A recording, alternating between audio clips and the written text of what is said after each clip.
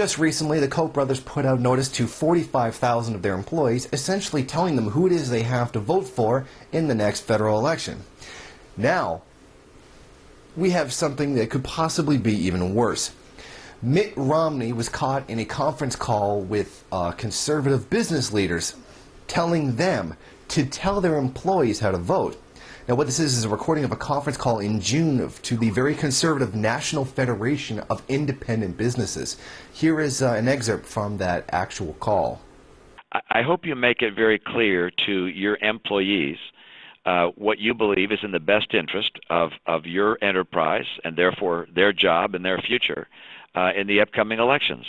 And whether you agree with me or you agree with President Obama or whatever your political view, I hope you pass those along to your employees. Nothing illegal about you talking to your employees about what you believe is best for the business, because I think that will figure into their election decision, their voting decision. And of course, doing that with your family and your kids as well. Now, this audio was released to the public by a group called In These Times, a political website like all the others.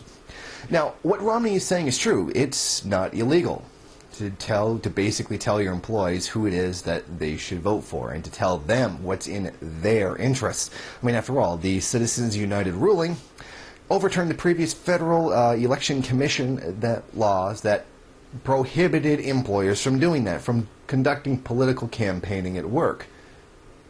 That's right. Thanks to interference by the capitalist class that removed restrictions on the capitalist class, it's not illegal.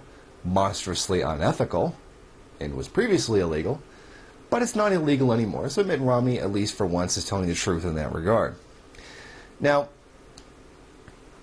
this is to be interpreted in no way as an act of coercion. Your employer coming in, telling you over your shoulder while you're working, trying to pay your bills, trying to survive, what's in your best interest to vote for, right? I mean, we can almost visualize this. You're sitting there at your workstation or your cash register or wherever it is that you work, and your boss comes over, starts leaning over your shoulder, telling you, hey, you know what would be best for you? To vote for the guy that carries out my interests. I mean, that's kind of a scary thought and creepy, too. Now, that's not to say in any way that Barack Obama is not in the interest of the ruling elite. Of course he is. It's just that Mitt Romney would do it to a far, far greater degree than Obama would. In that, personally, I don't see much of a difference between the two, in that they would pretty much do the same things, except that Romney would do it to a much greater degree. But it's interesting to note what is essentially an act of coercion taking place with this. Now,